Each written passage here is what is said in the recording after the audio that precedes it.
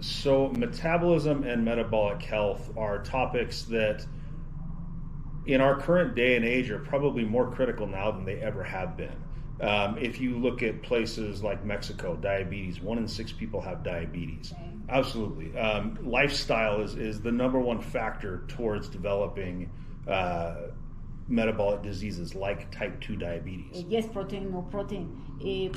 What is the single most important component to get that healthy lifestyle in a way that's balanced and that you can live a little, but also, work towards this improvement in your metabolism? And that changes our body's way of responding to those carbohydrates, which eventually downstream leads to insulin resistance, leads to metabolic health issues. Okay. One of the best tools in a person's toolbox is protein. And the reason is protein is a metabolic fuel. No. Our products are for supporting, building, creating a healthy lifestyle so that you don't have to worry so much about long-term development of metabolic diseases. And you mentioned diabetes as an end state.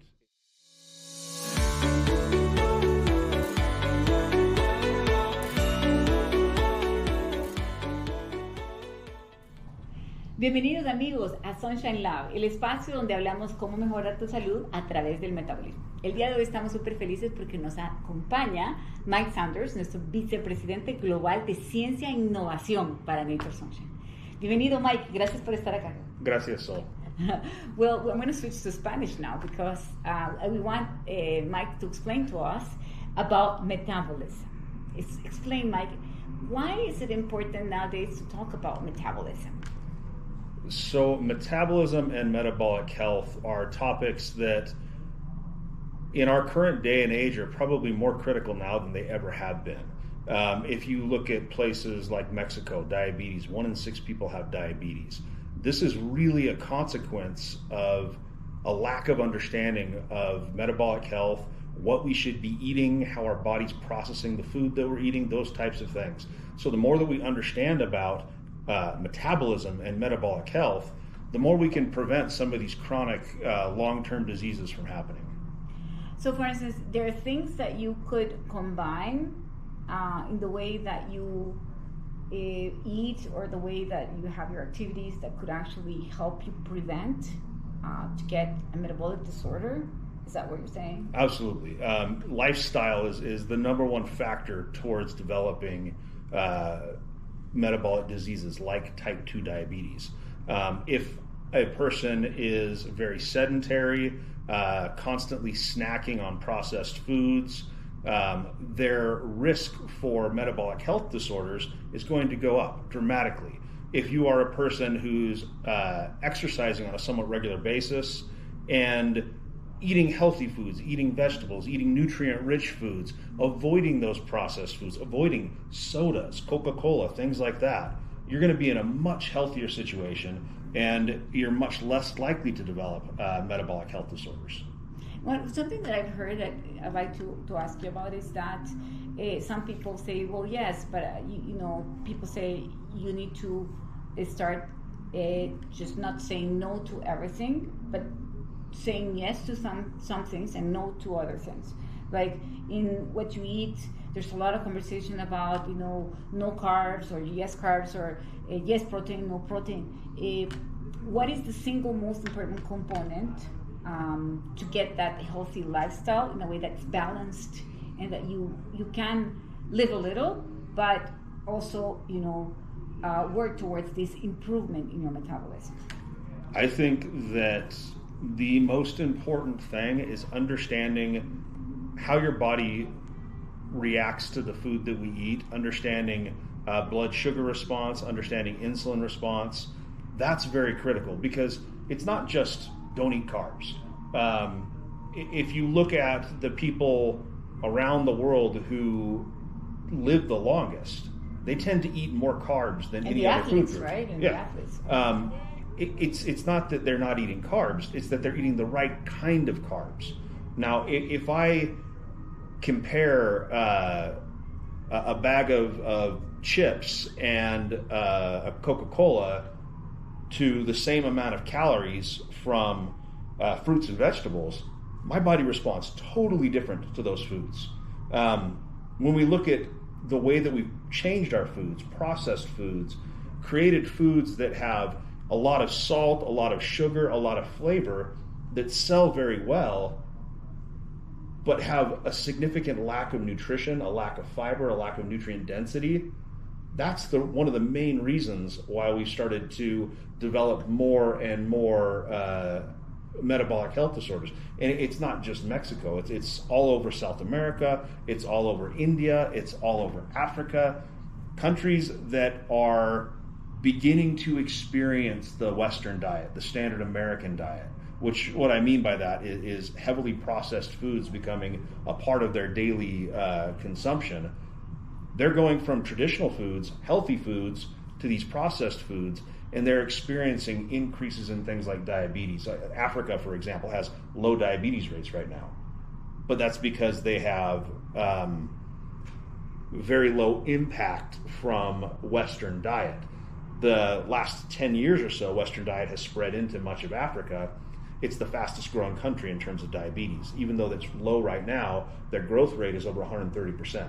So tremendous growth because of the spread of junk food, really. Yeah, processed food, right? Processed food, yes. The high fructose component of the syrup they include in all the food. And sugars, it's really hard to isolate a single bad guy when it comes to food. Mm-hmm. And that's part of, it's almost a misinformation campaign in a way, because somebody will say, I'm gonna target high fructose corn syrup, and that's the bad thing, you know.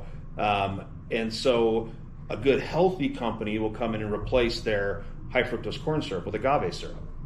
Agave syrup sounds healthier, but it's really not. It's still sugar, you know, whether you're using maple syrup, honey, agave syrup, corn syrup, it's all honey, or it's all sugar, excuse me. And there's no good way for your body to respond to high amounts of carbohydrates like that on a regular basis. And they're all fast digesting carbohydrates. And that changes our body's way of responding to those carbohydrates, which eventually downstream leads to insulin resistance, leads to metabolic health issues. Yeah, which is diabetes is a metabolic disorder, right? Yes. At the end, it can come to that.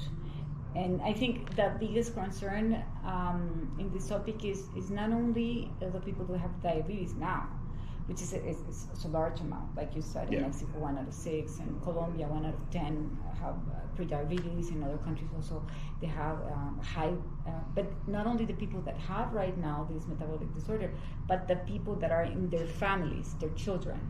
So if it's a lifestyle thing and it's part of the family, you can only expect that in the future more people will have diabetes because they're part of the same lifestyle. So I think that's an opportunity for us in Latin America, how we can grow and prevent. Like if I have diabetes, prevent that my son will have diabetes or that my daughter will have diabetes, and how we can create this new community that prevents this disease while there's still time. Yes, and that's something that I think is really important. I mean, at Nature Sunshine, we can't say our products are for helping with diabetes. No. That's not what we do. No. Our products are for supporting, building, creating a healthy lifestyle so that you don't have to worry so much about long-term development of metabolic diseases. And you mentioned diabetes as an end state. It's not something that you get because I went and had a bad meal once. No. It's something that you get because I am chronically abusing my body. And usually it's because I don't understand. You don't know. I don't know. Yeah. People drink a huge portion of their calories in soda. Soda tastes good. It's been in the U.S. for a long time. It's expanding other places. And people are consuming more and more and more sugar from soda. And as you look at trends in sugar consumption, you can see a delayed trend in obesity, in diabetes, and metabolic health disorder. And it's a delayed trend because it takes years of abuse on your body before those major disorders start to show up. So when we're saying, hey, here's a product that, you know, if I take this product and replace my Starbucks coffee, which contains a bunch of sugar, a bunch of fat, a bunch of unhealthy stuff for me. If I replace it with this product that doesn't contain sugar, just that simple change right there is making a huge step towards increasing my long-term metabolic health. Right, and that's a product that we just launched in Mexico and Colombia, right? The Power Beats. Can you talk to us a little bit more about this product? Sure. Power Beats is, I think it's really a world-class cardiovascular health product, but not just that. It's a world-class energy vitality product. It makes you feel good. I can take this product and I can feel the results. Most people go to their Starbucks to get a stimulant. They want their caffeine. Coffee's not all bad. Coffee actually has some significant health benefits. The problem is when we go to, I keep bashing on Starbucks, but it's not just Starbucks. It's when we drink our coffee, we don't like things that don't taste good. So we add sugar, we add cream, we turn our coffee into dessert, and then we drink it a couple of times a day. Or maybe we don't drink coffee, we go get a Coca-Cola or a Pepsi or whatever. We're consuming up to 100 grams of sugar or more in our coffee, in our soda, in the things that we're consuming for energy, but it's not really giving us real, true energy. It's not doing anything healthy for our body. It's just giving us a stimulant effect. It's covering up our fatigue. When you say stimulant, is something that makes us feel as we're energized, but we're not really energized? It's covering up fatigue, yeah. So caffeine works with receptors in your brain, adenosine receptors in your brain, that are responsible for making you feel sleepy. When I start to get ready for bed, these receptors start attaching to adenosine, and that's part of the process that makes me tired. Caffeine blocks that interaction. Because that interaction is blocked, I don't feel tired, even though my body still needs rest. I don't feel tired, so I can push through, get more work done, but then I suffer the consequences of not getting enough sleep. And I suffer the consequences of being chronically stimulated, which can actually lead to increased chronic inflammation. It can lead to increased cortisol levels, these types of things, because my body needs to rest and recover. I'm giving myself a Band-Aid to be able to work harder. I'm not giving any real true energy. I'm just faking it. And that's what caffeine is all about. It's about faking it. And again, caffeine has its time and place. It can be a very important molecule that can help with cognitive function and some other things, athletic performance. But we shouldn't be abusing it the way that we're abusing it. We shouldn't be using it every single day. We shouldn't be using it to the point where we're no longer tired at night and we can't fall asleep or sleep well because we're on a caffeine fix all the time.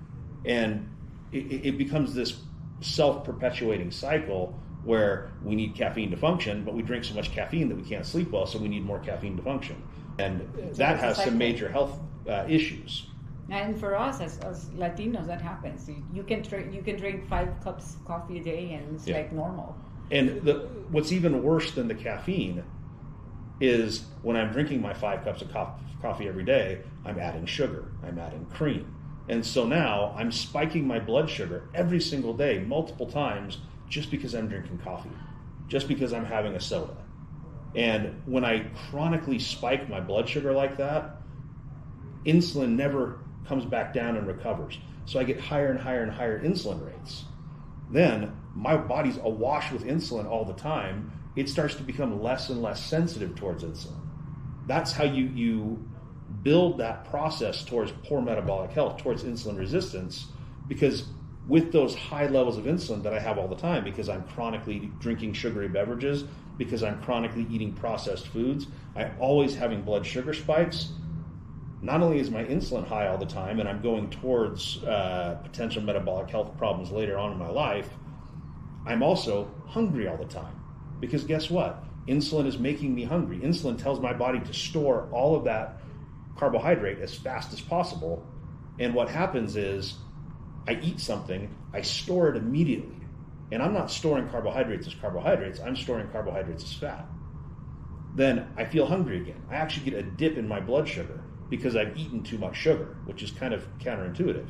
So I eat sugar, I store it as fat, and my blood sugar is now lower than it was before I ate the sugar, so I feel like I need to eat more sugar.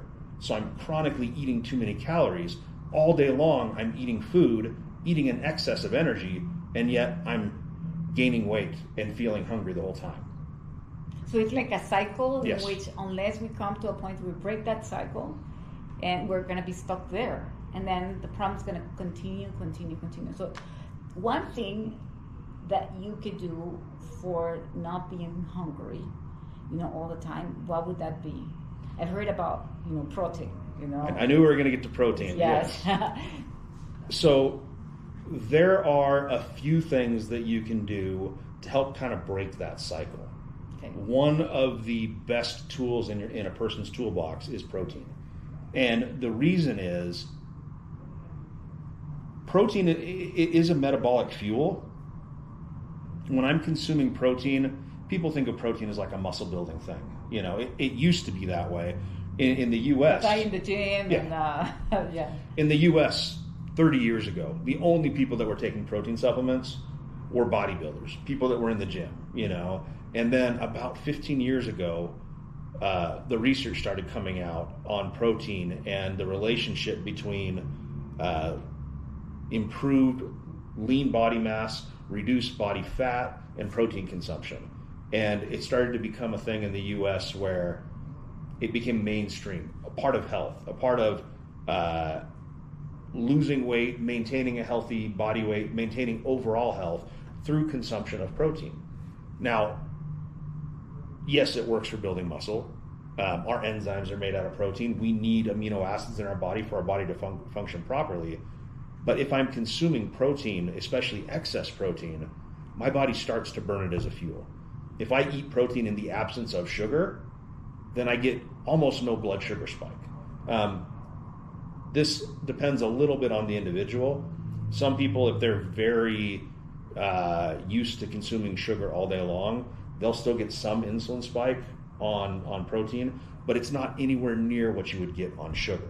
And the more you consume protein as a meal and abstain from sugar, the less your insulin gets spiked by protein, because the more your body adapts to burning fat as a fuel source instead of sugar. So for the last 30 years, my breakfast every morning has been protein. Wow. And there's a reason for that. There's a period from when I eat my last meal to when I eat my first carbohydrate-rich meal where my insulin's basically baseline. Because my first real meal, as far as calories go, it's predominantly protein. And because it has protein and fiber, I'm really not getting any blood sugar spike. I'm not getting any blood insulin spike. So my body can continue to burn fat throughout the day until I have my first carbohydrate meal, which for me can be sometimes lunch if I go out to lunch, sometimes dinner. I might have protein-based meal for lunch as well. And that allows my body to continue to stay low in terms of insulin, low in terms of blood sugar, which has huge implications not just on my body weight, but on my overall metabolic health. Because the number one most important thing, as I said in the beginning, is learning how to control your insulin. And protein is one of the best tools for doing that. Okay. And we were talking today about Power Beats, and we have now a line of products that is called Power Line. So would you say that Power Beats is for this energy, vitality that you need, and Power Protein, would it be mainly for keeping that not the absence of the need of that insulin spike? Would that be a good comment? So the Power Line really is about supporting metabolic health in multiple different areas. Okay. Power Beats, it's our energy product. It's actually an athletic performance product. It makes you do better at what you're trying to do. But it is also a product that helps support cardiovascular health. That's where it really fits solidly in the Power Line, is by supporting cardiovascular health. Protein supports supports metabolic health in a couple of different ways. But the main area is I'm consuming protein, I'm avoiding carbohydrates for that meal, I'm avoiding a blood sugar spike. I'm controlling my insulin levels throughout the time that I'm eating that protein-rich food. So I'm getting the ability to maintain my lean body weight, even if I'm losing a little bit of weight. I get the ability to consume calories while at the same time not spiking my insulin and allowing my body to recover from the chronic high insulin levels that I've had. So it plays a huge role in metabolic health in those areas. So in that case, if that's what you want to do, everybody should drink or take enough protein in every meal. Everybody should. There are multiple men reasons. And yes. women. I want to talk about women's health because this is a big one. Women, for whatever reason, have not adopted protein as much as men. Women have a different way of trying to lose weight, for example. It's very frustrating to me that I talk to a female that says, I'm trying to lose weight, I'm running on the treadmill, I'm doing fasted cardio, I'm not eating food, and I'm eating 1,000 calories a day. This is a very common approach to weight loss for women. It is the exact opposite approach that they should be doing. And the reason being, we have to talk a little bit about base metabolic rate. Yeah. Base metabolic rate is the amount of calories that I burn every day without doing anything. It depends on your activity level. It depends on your muscle mass. Those are kind of the two big things that affect base metabolic rate. If a woman, average woman, weighs 125 pounds and she's 5'3", relatively healthy, her base metabolic rate might be 1,500 to 1,600 calories a day, or that's her total caloric burn. Her base metabolic rate would probably be around 1,000. That's the amount that she burns without doing any exercise, without moving, without doing anything. Now, if I compare that same female to me, I'm a fairly big guy. I've got a lot of muscle mass. Because I have a lot of muscle mass, muscle is the active thing in my body. It's what's burning those calories. Even if you're not even if I'm not doing anything. Yeah. My base metabolic rate might be 3,000 calories. That means, if I'm trying to lose weight, I probably have to eat about 3,500 calories. Whereas that female who is, a little bit smaller, she has to cut back to around 1,400 calories to lose weight. Now, what happens if that female then cuts back to 1,000 calories and starts doing fasted cardio, starts burning as many calories as she can to try and lose 5 to 10 pounds? The problem is she's not losing fat predominantly. She's losing fat mixed with muscle. And she's actually losing a lot of muscle. And what happens when you lose muscle? You might have lost that 10 pounds, but when you start eating again, your base metabolic rate, which was 1,000 calories, now it's 800. So when you go back to what you were eating before, you gain weight. And unfortunately, you've gained the weight back, now you diet again, you diet the same way. Well, now your base metabolic rate is 750 calories.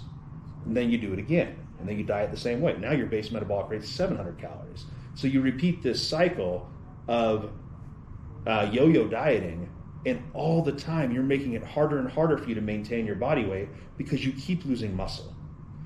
One of the important things about protein is it preserves muscle. If I'm dieting, the first thing I should do is increase my protein intake. And this is because if I increase my protein intake, my muscle is being saved. It's not being burnt. I'm burning much more fat. I can even potentially, depending on my body composition, increase my muscle mass a little bit while I'm dieting if I have a lot of fat to lose. Now, this means that instead of being at 800 calories after she's lost the weight, her base metabolic rate is still 1,000 calories. And now she can maintain that weight much more easily because she hasn't lost muscle. She hasn't put her base metabolic rate lower. She's just made herself a little bit healthier, lost a little bit of fat, gotten a little bit more fit. And protein is super important. So it's not about the weight. It's about the content of the body, the composition of the body. Yes. Measuring health by weight is terrible. BMI is a measurement of averages. It looks at body weight compared to your height. And on average, BMI accurately predicts health. But individual to individual, it's not at all accurate. if you look at any athlete, anybody who lifts weights, their BMI is going to be in the overweight to obese to severely obese range, because they have a lot of muscle mass, and muscle weighs a lot. Right.